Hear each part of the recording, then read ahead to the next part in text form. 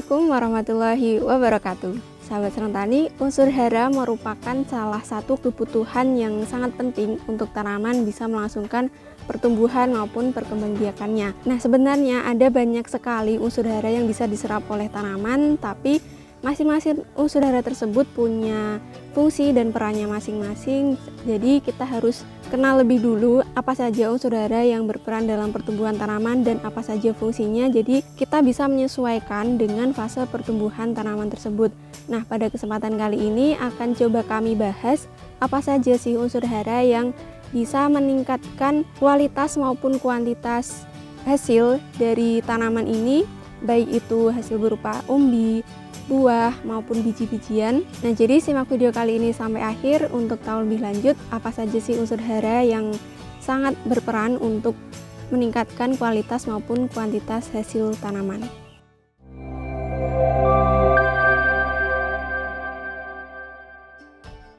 Oke, sahabat Senang Tani semua, kembali lagi di channel Senang Tani bersama saya Titis. Semoga Anda tetap senang untuk menjadi petani. Gimana nih kabar sahabat Senang Tani semua? Semoga sehat selalu ya dan tetap semangat untuk bertani. Seperti yang sudah saya sampaikan tadi, bahwa beberapa unsur hara ini berperan penting dalam pembentukan buah, umbi maupun biji-bijian dari tanaman ini. Jadi kita harus kenal apa saja sih unsur hara yang diperlukan tanaman pada fase generatif ini sehingga bisa meningkatkan kualitas maupun kuantitasnya. Jadi jika kita tidak mengenal apa saja unsur hara yang diperlukan untuk fase vegetatif ataupun generatif, maka tanaman ini akan kekurangan unsur hara dan untuk produktivitasnya pun tidak bisa maksimal. Berikut adalah beberapa unsur hara yang sangat penting untuk mengoptimalkan kuantitas maupun kualitas hasil tanaman. Yang pertama adalah unsur hara kalium. Nah, mungkin sahabat Senang Tani semua sudah tidak asing dengan kalium ini karena sangat banyak sekali pupuk yang mengandung unsur hara kalium ini. Jadi kalium ini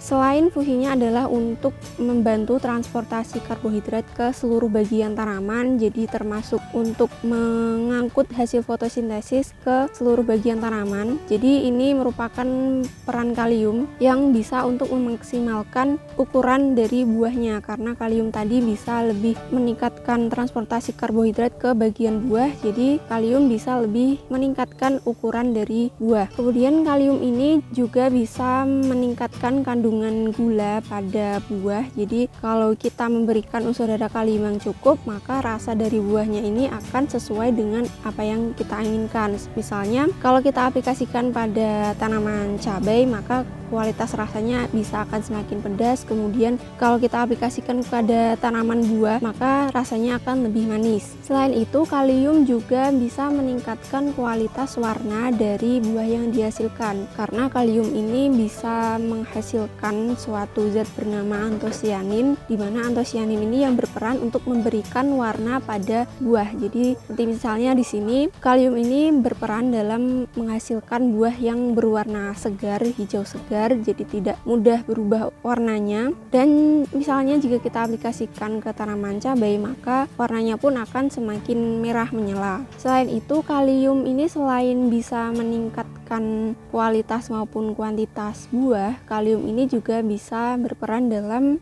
membuka dan menutupnya stomata. Jadi kalium ini juga sangat penting terutama saat musim kemarau seperti saat ini, karena kalium ini dengan mengatur membuka dan menutupnya stomata. Jadi jika kondisi matahari sedang terik, kalium ini akan mengatur daun-daun untuk menutup stomatanya. Jadi tidak terjadi penguapan yang berlebihan. Jadi tanaman ini terhindar dari kekeringan akibat kekurangan air dari proses penguapan tadi. Nah, jadi mungkin jika tanaman sahabat Senang Tani semua di musim kemarau yang sangat terik ini tanamannya mudah layu, mudah kekurangan air, mungkin karena kekurangan unsur kalium. Nah, kemudian unsur yang kedua adalah unsur kalsium. Sebenarnya kalsium ini sangat beragam ya manfaatnya, namun untuk proses pembentukan buah, kalium ini berperan dalam membentuk kulit buah yang keras. Jadi dia ini mencegah supaya buah ini tidak cepat membusuk. Nah, kalsium ini menjadi sangat penting terutama untuk buah yang mengandung banyak air, air seperti timun baby di sini ini, dengan pemberian unsur kalsium yang sesuai, maka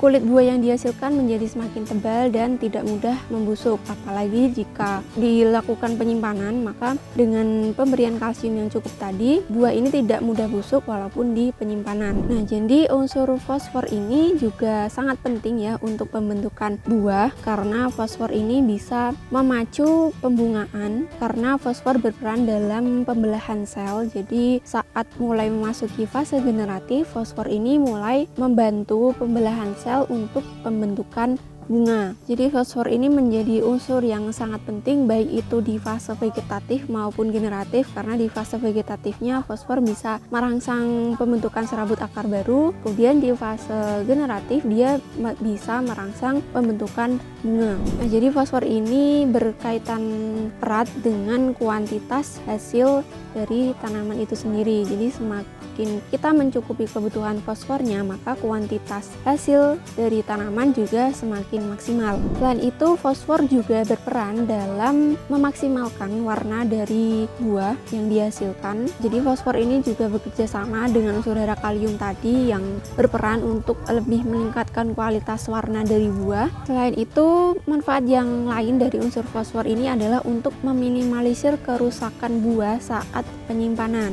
Nah, jadi jika buah yang biasanya ini memiliki masa simpan yang lama, maka penting sekali untuk mencukupi kebutuhan unsur fosfor ini, karena dia bisa lebih meningkatkan ketahanan buah ini saat penyimpanan. Nah, kemudian unsur yang keempat adalah unsur boron. Nah, boron ini berperan penting, dia bekerja sama dengan unsur tembaga, dia mampu meningkatkan kekuatan kulit buah sehingga buah ini menjadi tidak mudah retak. Nah, jadi untuk sahabat sarang tani yang mungkin hasil tanamannya ini banyak yang retak, itu kemungkinan karena kekurangan unsur hara boron.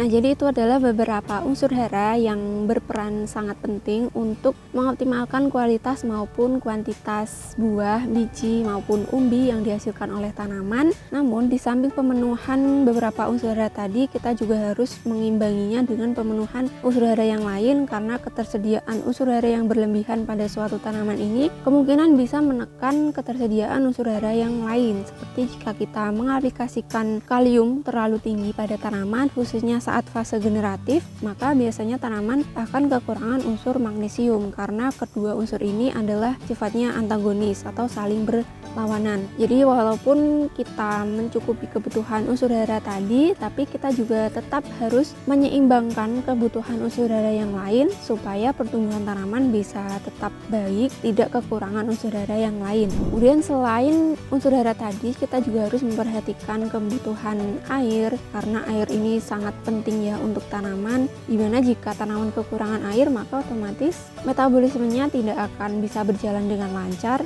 dan unsur hara yang kita aplikasikan ke tanaman tadi juga tidak ada pelarutnya, jadi tidak mudah diserap oleh tanaman. Jadi tetap harus memperhatikan pasokan air pada tanaman ini. Kemudian selain itu, kita juga harus memperhatikan kondisi tanah dari lahan kita, karena percuma saja jika kita mengaplikasikan berbagai unsur hara di dalam tanah tapi kondisi tanahnya ini kurang optimal, ya keras, jadi kemungkinan unsur hara yang kita aplikasikan ke tanah ini akan mudah menguap, kemudian tidak mudah terurai oleh bakteri pengurai unsur hara. Kemudian efeknya bagi tanaman adalah akar tanaman ini tidak bisa mudah menyerap unsur hara yang sudah kita aplikasikan tadi. Jadi pengaplikasian unsur hara pada tanah bisa percuma kalau kondisi tanahnya saja tidak optimal. Selain itu, teknik budidaya tanaman juga akan sangat berpengaruh terhadap pembentukan buah pada tanaman, seperti pada timun baby ini, dimana biasanya untuk timun baby ini banyak disisakan tunas airnya. Maka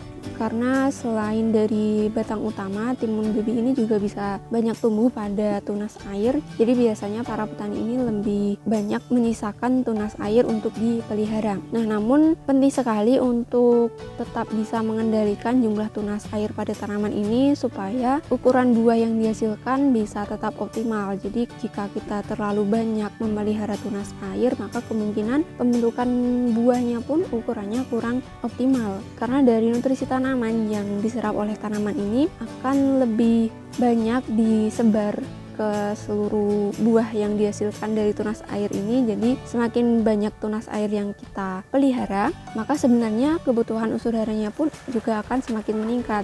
Jadi kalau unsur haranya saja kuantitasnya ini tetap, maka sebaiknya kita mengurangi jumlah tunas air yang dipelihara. Kemudian untuk budidaya timun baby ini juga sebaiknya dilakukan topping saat tanaman ini sudah mulai banyak berbuah, karena dengan kita melakukan topping ini bisa menghentikan pertumbuhan vegetatif tanaman yang ke atas, jadi nutrisinya akan lebih optimal untuk pembentukan buah. Nah, jadi itu adalah beberapa kiat sukses untuk mengoptimalkan kuantitas dan kualitas hasil dari tanaman, baik itu dari buah, umbi maupun biji-bijian.